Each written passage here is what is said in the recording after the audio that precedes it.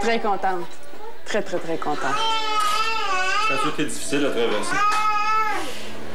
Oui, je veux pas passer par là. Plus jamais, jamais, jamais. Je vais faire tout ce qui est en mon pouvoir pour pas passer par là. Moi, je suis contente. Là. Ma petite famille, elle a leur chambre, leur petite maison. Ma fille peut courir, marcher partout. Je suis contente. Oui, tout rentre dans l'ordre pour ce couple-là, mais il y avait une petite leçon pour eux, hein, puis ça, ils vont s'en souvenir. Et ça, définitivement, qu'ils vont respecter les règles d'un bail à l'avenir, j'ai l'impression, mais ils sont contents de ce vote de confiance qui leur a été manifesté, une deuxième chance en quelque sorte, puis je savais que, un peu comme tout le monde actuellement, tu travailles longtemps, pas de voiture, donc tu essaies d'aller à un logement, t'es jamais le bon candidat finalement, alors là, maintenant, tout va bien pour eux. Bien, bravo pour eux. Merci. Voilà. À 17h27...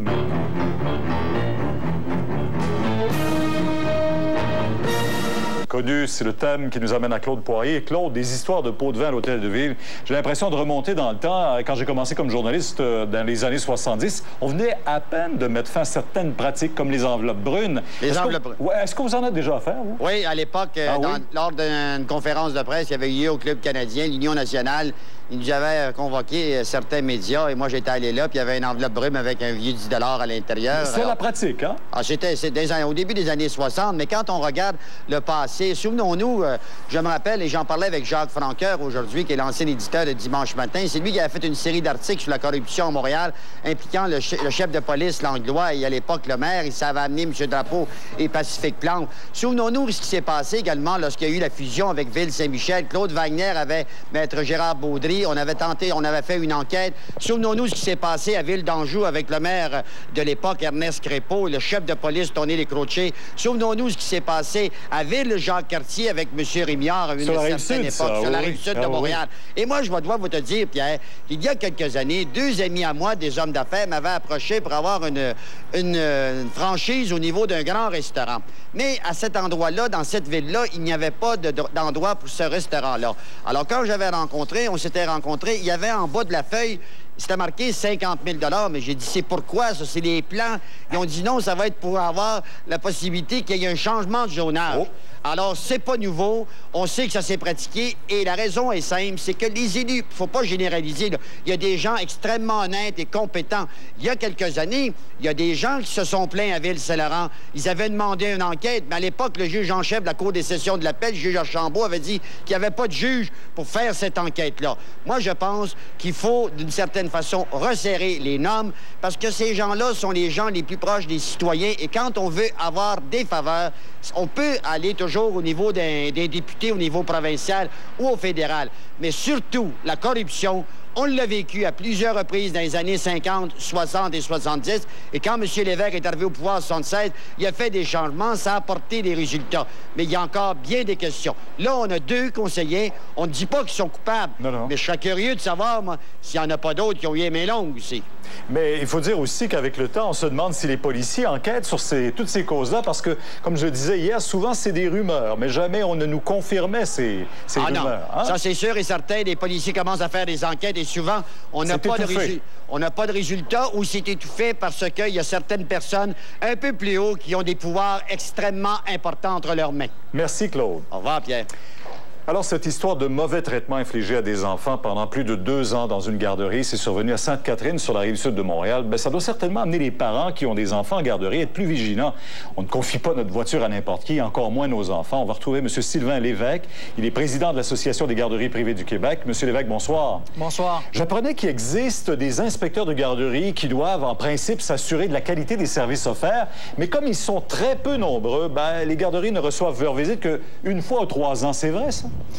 Bien, écoutez, il n'y a pas beaucoup de visites, effectivement, mais il y a aussi les conseillers famille-enfance qui sont là pour soutenir là, les garderies. Donc, il y a aussi des conseillers famille-enfance sur le terrain là, qui viennent dans les garderies. Alors, nous, on pourrait dire aux parents, c'est à vous d'abord et avant tout d'assurer cette qualité. Est-ce que vous avez quelques conseils qu'on pourrait donner aux parents avant de choisir une garderie?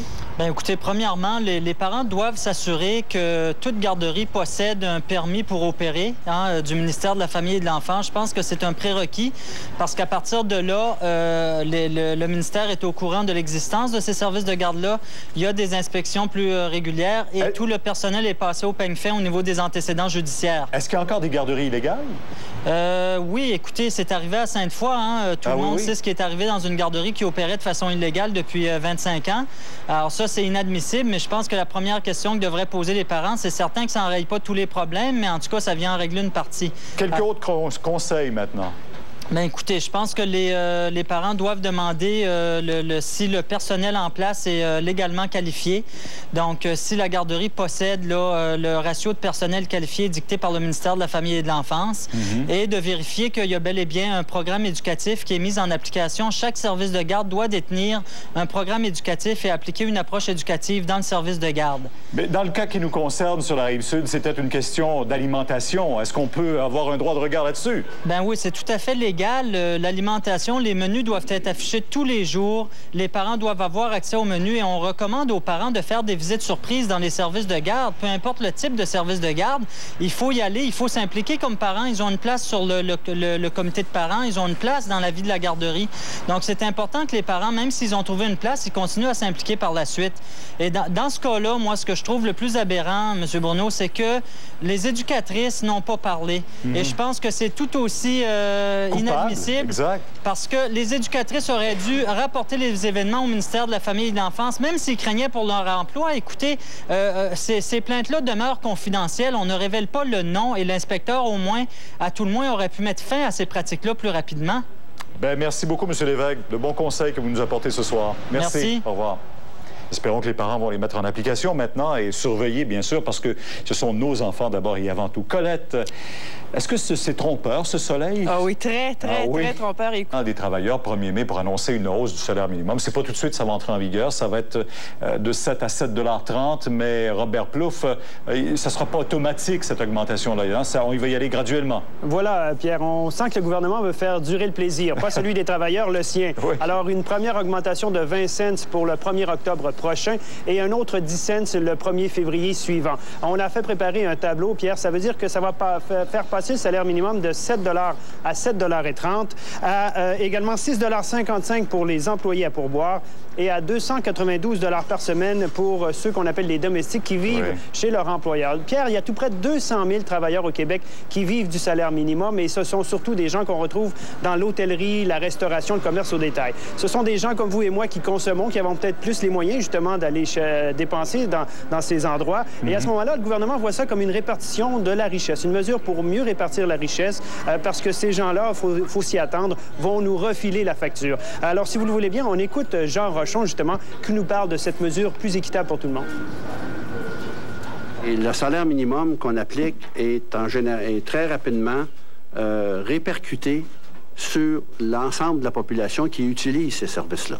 Il y a donc, c'est pour ça que je vous disais, c'est un outil pour le gouvernement, avec la fiscalité, de répartition de la richesse. Comment s'est reçue cette augmentation du salaire minimum? Eh bien, il fallait évidemment s'y attendre. Du côté du patronat, c'est très mal reçu. On appréhende le pire. On parle déjà de fermeture de PME. Évidemment, du côté du syndicat, au contraire, on dit que les plus bas salariés vont avoir juste un peu plus d'argent pour consommer davantage, pour dépenser. Ça va faire rouler l'économie. Je vous ai préparé donc des extraits de M. Gilles Taillon, le président du Conseil du patronat, et Henri Massé, président de la FTQ, Pierre. Alors qu'on est en mode de rattrapage, voilà une mesure qui va être absolument catastrophique pour l'emploi et le chômage chez les jeunes et les moins scolarisés. Moi, je suis tanné d'entendre des porte-paroles crier à la faillite, puis tout ça. Voyons donc. Ils sont même plus capables de trouver de monde. On a de la misère à trouver des travailleurs en agriculture parce que le salaire minimum est trop bas. On a de la misère à trouver des travailleurs dans plusieurs secteurs parce que le salaire minimum est trop bas. Bon, c'est le temps qu'il soit ajusté, c'est tout. En octobre et en février prochain. Hein? C'est ça. Alors, ce sont de bonnes nouvelles, mais ça va venir graduellement. Mais c'est des nouvelles attendues. Merci beaucoup, Robert, parce que si on pense, je ne sais pas si vous avez fait le calcul, 7 $ l'heure, on entendait tantôt catastrophique. Écoutez bien, travailler 40 heures par semaine à 7 $ là, ça fait 280 $ par semaine, 14 560 $ par année. C'est rien pour s'offrir un très gros train de vie, hein, pensez-vous? Au retour maintenant, on vous parlera de la fonderie fermée qui était le cœur de Murdochville. La ville va-t-elle s'en remettre? Monique Grégoire sera avec nous. Politiques et organismes humanitaires ont profité de la Journée internationale des travailleurs pour dénoncer la montée de l'extrême droite en France. Être fasciste, c'est pas humain, c'est être sous-homme.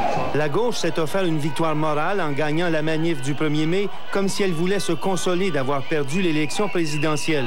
Le chef du Front national, Jean-Marie Le Pen, était la cible des manifestants, dont une forte proportion était composée de jeunes gens. La journée s'est déroulée dans le calme sous la surveillance de 3500 policiers et gendarmes. L'extrême droite aussi a manifesté, même si ses militants étaient 40 fois moins nombreux que ceux de la gauche, selon l'évaluation policière.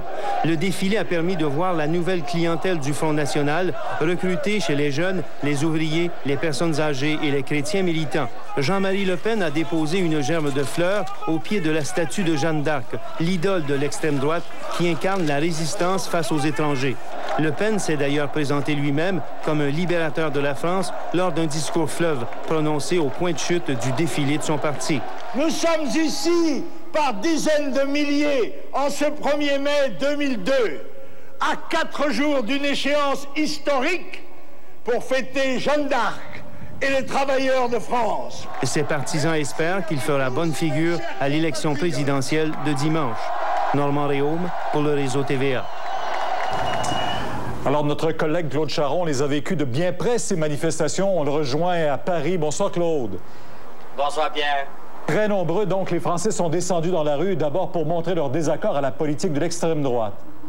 Oui, cet après-midi, c'était le bouquet. Quelques 400 000 personnes, dit-on, dans les rues de Paris.